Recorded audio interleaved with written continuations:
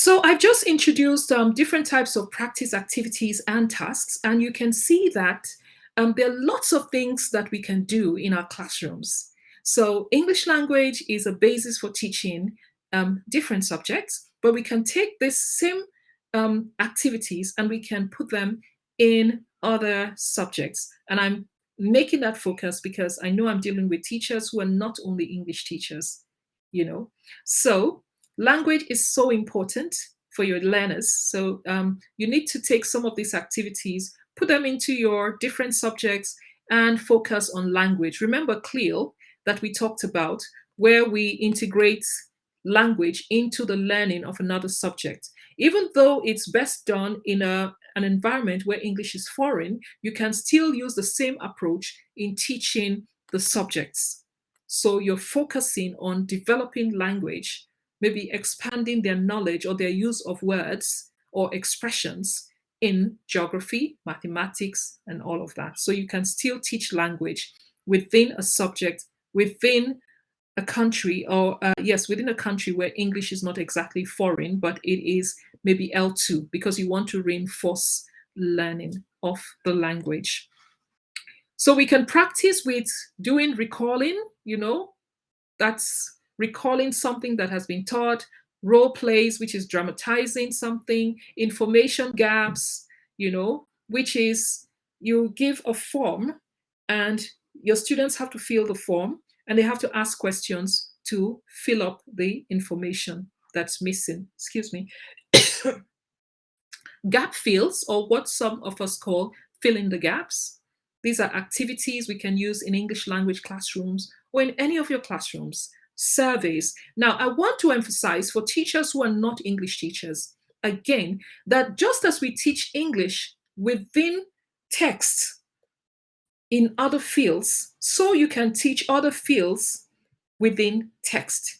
In other words, if you're a geography teacher, you can decide to bring in a geography text, and then you can use it as a focus using an English language approach, and they can explore the text.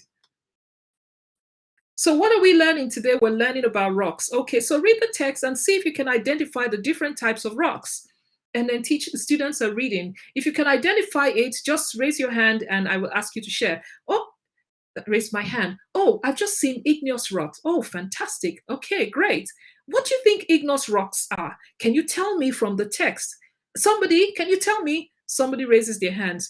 Igneous rocks are rocks that are formed from volcanic material. Great, fantastic. Okay, so can anyone find any other kind of rock? I can't remember. Metaphoric rocks? I'm not very sure. My geography is very, very faint. I did it when I was in secondary school. Okay, so maybe that's wrong. There's another meta something rock. Okay, so who can tell me what that is? Somebody checks. I can tell you what it is. And you are exploring the text as if it's a language lesson, but you're learning geography. And it's fun because students are searching for answers, and students love to compete sometimes. Remember, we said we have the impulsive learner who loves to answer questions impulsively. They ask questions and answer impulsively. You have the individual learner, you have the learner who loves to work in groups, you have the reflective learner. So using texts like this to teach, we can bring out the best of the different types of learners using different types of group activities. So these activities are practice activities, but you can do them in groups or in individual work. So we have comprehension tasks, WH questions. Who did this? Why do you think they did this? Where do you think? When do you think? You engage in using WH because you want to do freer practice. The WH questions do not ask you for yes or no. They usually ask you to express. So we can use them deliberately, to get learners to speak in the classroom. Multiple choice, true, false questions, listening skills, testing the listening skills. Now, I want you to listen to this song, okay? Now, listen carefully, and while the song is playing, I want you to identify words that rhyme. Okay, so everybody's listening and writing at the same time when the music stops. So, who can tell me Give me two rhyming words. The students start raising their hands and they're interacting. Okay, so we can bring music into the classroom. That's a listening activity. And by the way, that's comprehension also. Okay, we can also do it, use it in a poetry lesson. So we have brainstorming, sentence completion. So you give a half question and you ask them to complete based on the text. Mind maps. Can you use a diagram to draw this process that you just read about? Word maps.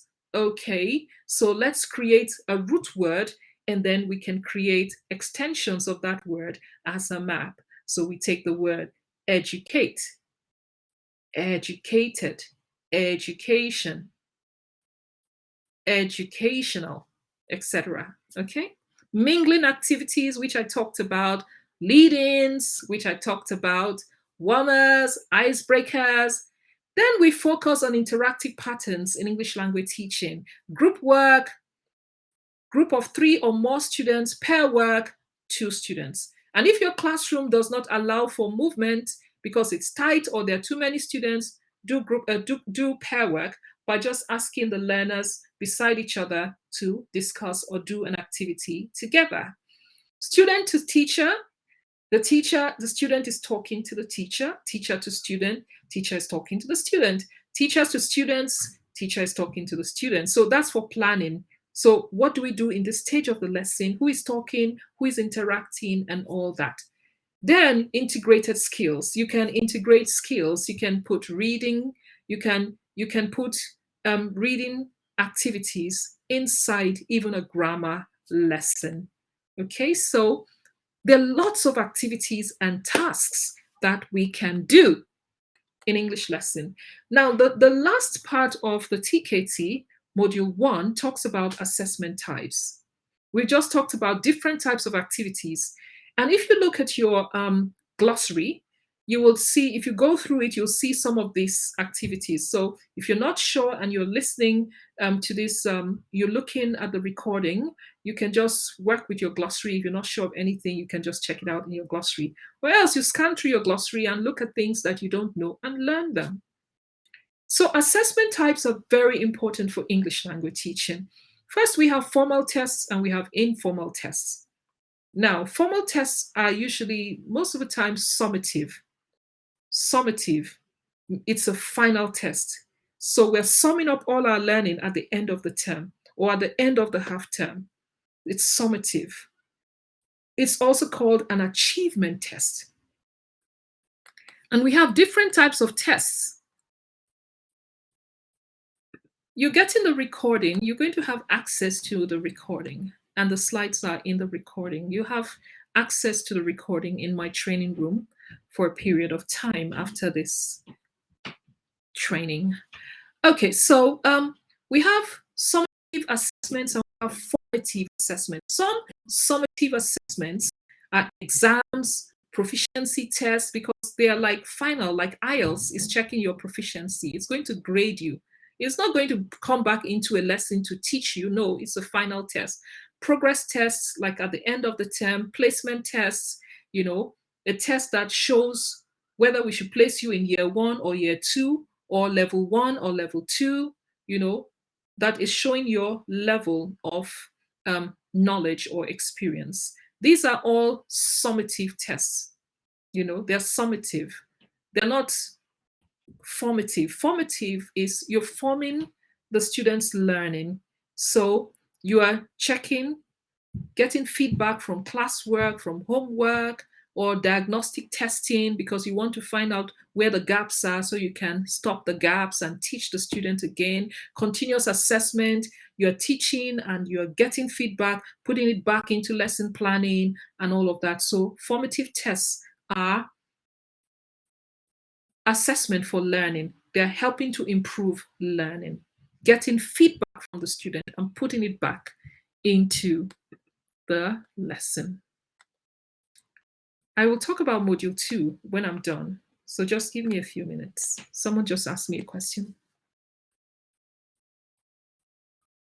Okay, so we also have subjective tests. You need to understand subjective tests. Tests like interviews or essay writing where there's no right answer. it's subjective. So the teacher will have to use their judgment to decide whether it is an A, a B, a C, or whether it's good enough or whether it's not good enough. So essays and oral, so subjective testing is used for producing language, either by writing or by speaking, usually an interview. Or maybe the teacher is listening to a presentation and has to grade. Then we have the objective tests. Objective tests are multiple choice. It's objective. It's not, doesn't depend on my view of the standard or the judgments that I'm making. There's a right answer. It's fixed. Then we have self-assessment. We encourage in English language lessons that sometimes you allow the students to assess themselves or to do peer assessment. So two students can change their books and mark under the supervision of the teacher so that they can see the mistakes, the common mistakes they have made. So they can learn. Sometimes it's easier to learn from somebody else's mistake than from yours. Or to be able to measure what you're doing. You see your mistake and you can correct it. Okay, so these are some of the assessment types that we have in English language teaching.